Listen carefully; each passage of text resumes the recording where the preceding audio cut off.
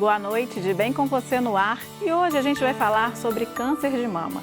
O câncer mais comum entre as mulheres no mundo e aqui no Brasil, depois do de pele não melanoma. Aqui no país, 29% dos novos casos registrados todos os anos são deste tipo de câncer. E existem vários tipos da doença. Por isso, ela pode evoluir de diferentes formas. E o tratamento é oferecido pelo Sistema Único de Saúde.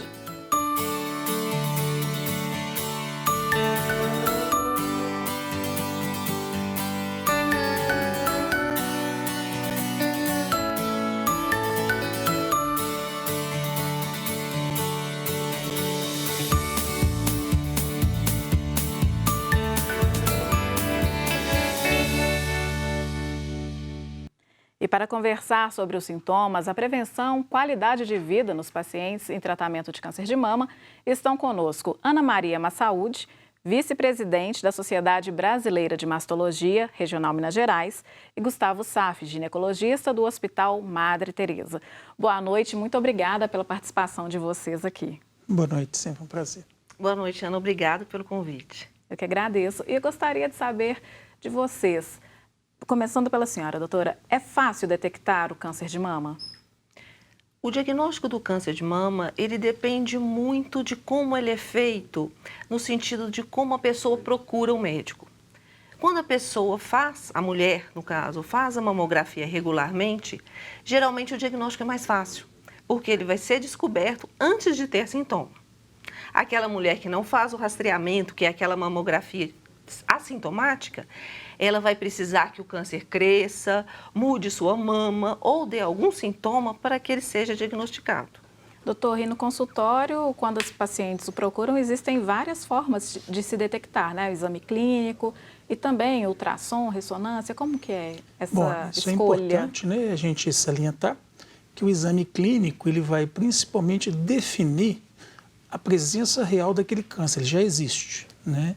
Importante o ginecologista, enquanto médico responsável pela saúde da mulher, que dentre os seus pilares é a prevenção do câncer, dentre eles o de mama, de colo, de ovário, de útero, ele tem que estimular o rastreamento, como a Ana Maria falou, que é a procura do câncer antes mesmo, talvez, dele se tornar câncer. Então, isso tem que ficar claro, que a gente tem métodos hoje, que a gente pode estimular essas pacientes a realizar a mamografia, que consegue diagnosticar o câncer em estados precoces, cânceres in situ.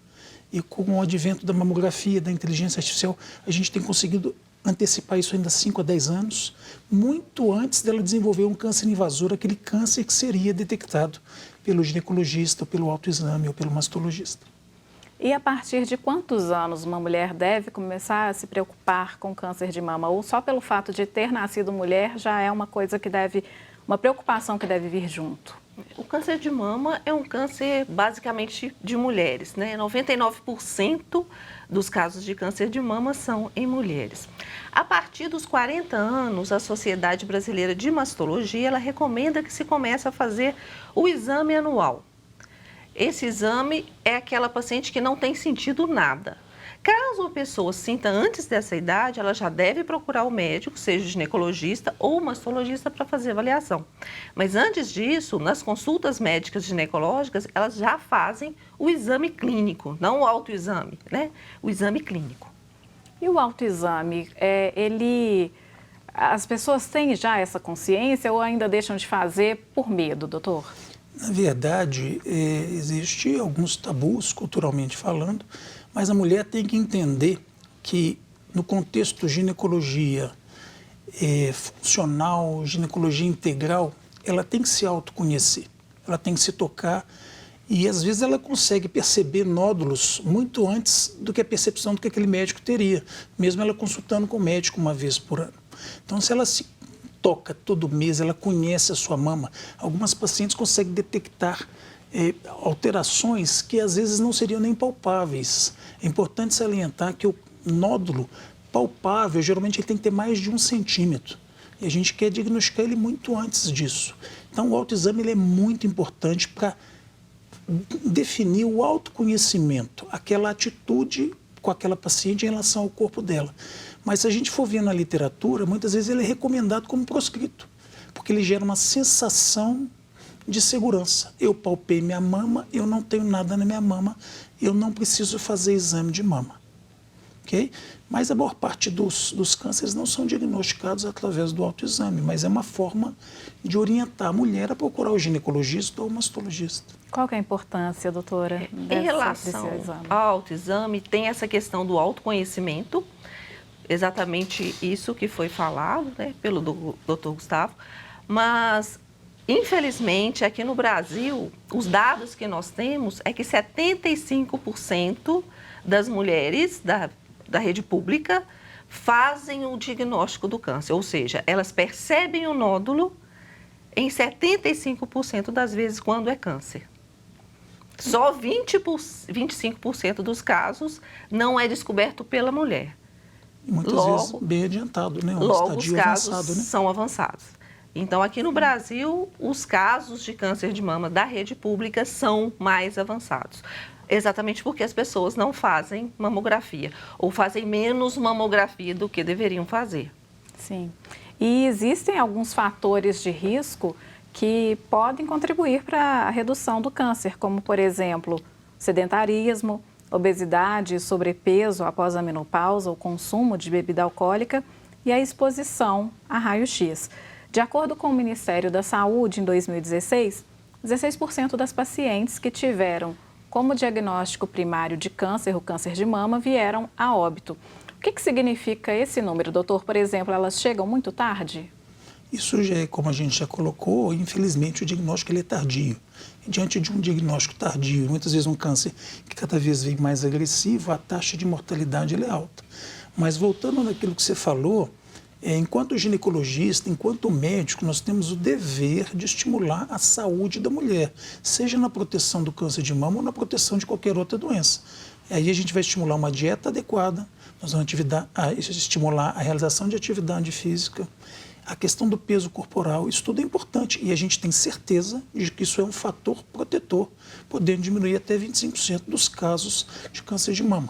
Tá? Agora, é importante deixar que, claro, que apenas 10% dos cânceres de mama tem um contexto genético, e que nessas pacientes, talvez o ginecologista, inicialmente, tenha o dever de ser um pouquinho mais agressivo nesse rastreamento, nessa procura. Geralmente isso começa aos 30 anos, mas apenas 10% deles têm uma característica genética, onde a gente precisaria ser um pouquinho mais enfático e mais agressivo nessa procura.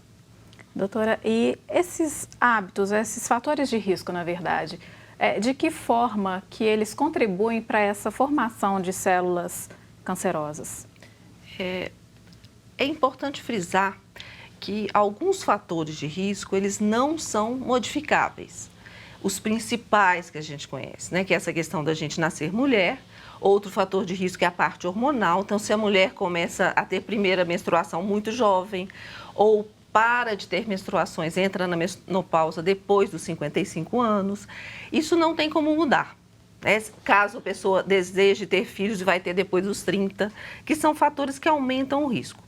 Os fatores modificáveis, que são fazer atividade física, redução de peso, evitar bebida alcoólica, eles têm a ver com as questões que mudam a nosso DNA.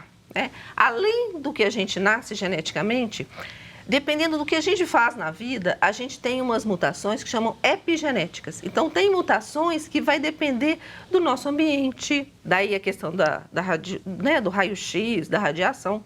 E isso faz com que essas pequenas mutações, que a gente não nasceu com elas, vão provocar maiores mutações até formar células que vão ter um crescimento exacerbado que o organismo não consegue controlar. E aí pode surgir um câncer. E fica difícil, então, controlar isso hoje em dia, nessa vida agitada que nós levamos, que não dá para pensar nesses, entre aspas, detalhes. Como fazer? É um desafio. É importante, então, a gente ter esse tempo. O tempo a gente cria para atividade física, para alimentação saudável, porque isso pode reduzir, dependendo, né, de como é a pessoa, a saúde dela e o cuidado que ela tem, até 30% o risco de câncer. E não só câncer, também problemas cardiovasculares e outras doenças. Então, essa questão de ser saudável é importante para melhorar qualidade e quantidade de vida. Tem um trabalho, inclusive, que mostra que as pessoas que têm uma redução de gordura na dieta, então, mesmo antes de ter o câncer, caso elas venham a ter um câncer de mama, aquelas pessoas têm uma sobrevivência maior. Então, se você hoje, mesmo a pessoa não tem câncer, e tem uma qualidade de vida e tem uma dieta mais saudável, quando, se algum dia ela tiver câncer, ela vai ter uma chance de sobreviver mais.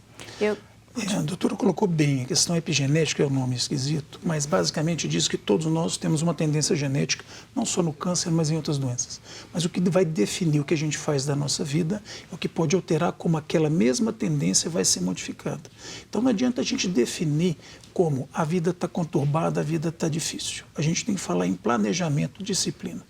A paciente ela tem tempo para olhar o Instagram, o Facebook de todos os companheiros, de todas as amigas, mas ela não tem tempo de fazer uma reavaliação pessoal da semana dela, do mês dela, da vida dela. Então, o ginecologista, enquanto médico, ele tem esse papel, o mastologista, enquanto especialista da mama, também, de estimular isso. O problema é que vai procurar o mastologista depois que apareceu o problema.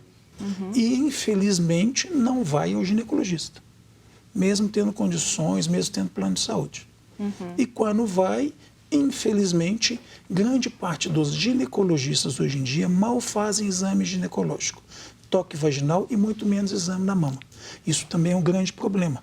É uma consulta ginecológica, onde eu vou pedir um ultrassom pélvico e uma mamografia. Então, isso também vem de frente a tudo que a gente está falando. Nós temos que ter um papel de orientar, de incentivar aquela que a gente vai chamar de ginecologia integral, ver a mulher como um todo, funcional, para ela poder estimular o funcionamento, para ter bem-estar, para ter qualidade de vida e para evitar todos os problemas.